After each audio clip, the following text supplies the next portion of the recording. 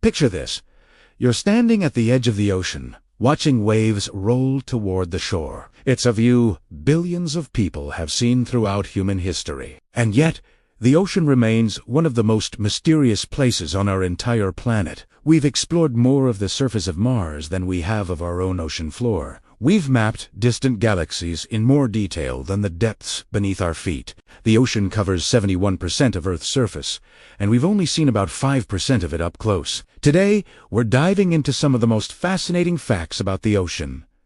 Some will surprise you, some might even change the way you think about our planet. So let's jump in. When you think of the world's tallest mountains, you probably think of Everest. At 8,849 meters above sea level, it's the highest point on Earth's surface. But here is something most people do not know.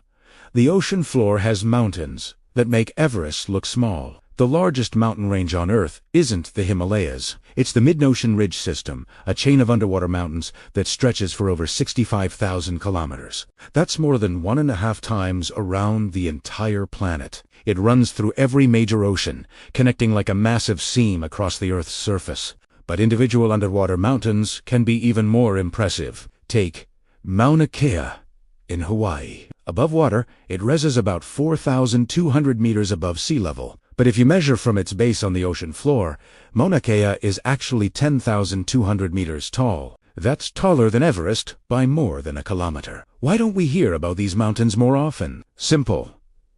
We can't see them. They're hidden beneath millions of cubic kilometers of water. It wasn't until the 1950s, when we developed sonar technology, that we even discovered the mid-ocean ridge existed. For all of human history before that, we had no idea there was an entire mountain range beneath the waves. These underwater mountains aren't just impressive in size, they're also geologically active. The mid-ocean ridge is where new ocean floor is being created right now, as tectonic plates pull apart and magma rises from below. It's one of the most dynamic geological features on the planet, and most people have never heard of it. Speaking of things hidden underwater, there are more artifacts and historical treasures on the ocean floor than in all the world's museums combined. UNESCO estimates there are over 3 million shipwrecks lying beneath the waves. Each one is a time capsule, preserving moments from history in the cold, dark water. Here's a question.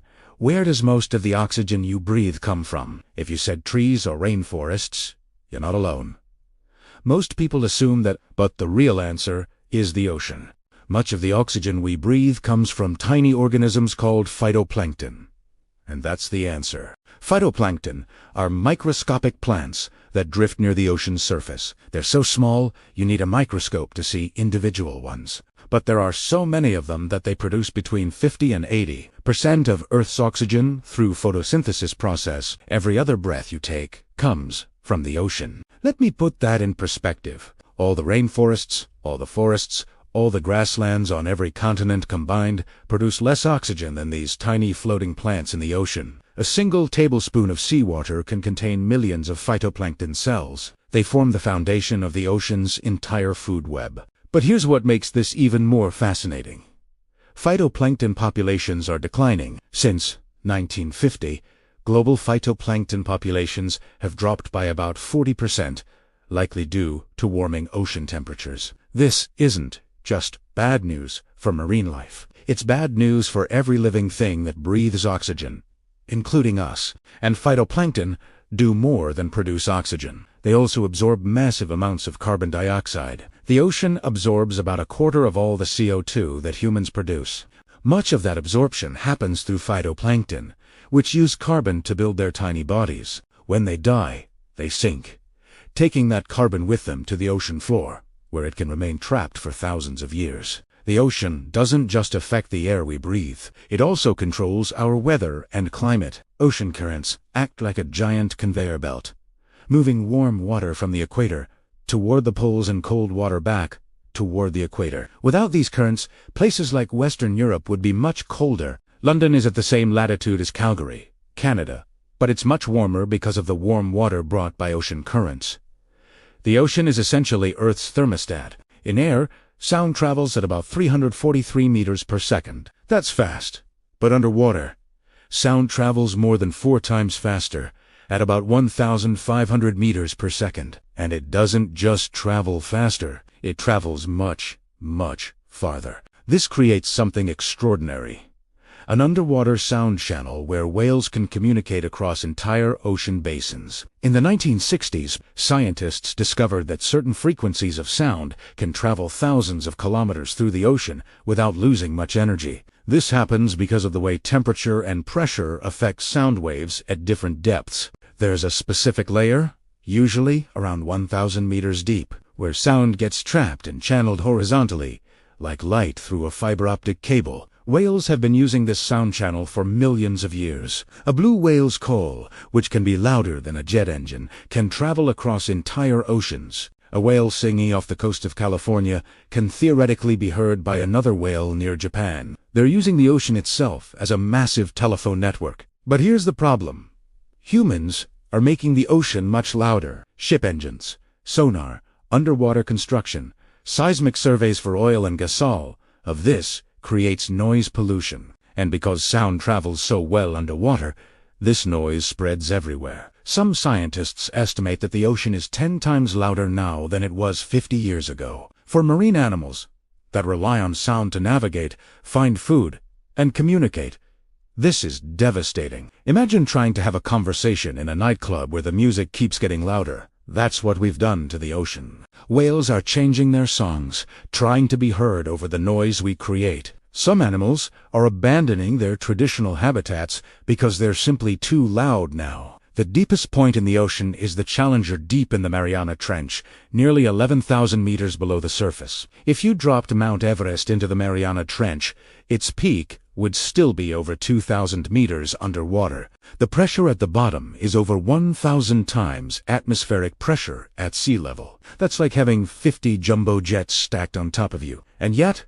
life exists even there. Have you ever seen videos of glowing blue waves at night? That's not camera trickery or special effects. It's bioluminescence, and it's one of the ocean's most magical phenomena. Bioluminescence is the ability of living organisms to produce light through chemical reactions. And in the ocean, it's everywhere. Scientists estimate that up to 90% of deep-sea creatures can produce their own light. But you don't have to go to the deep ocean to see it. Sometimes, right at the surface, the water lights up when you touch it. This usually happens because of tiny organisms called deep. When disturbed by waves or movement, they flash blue light for a fraction of a second.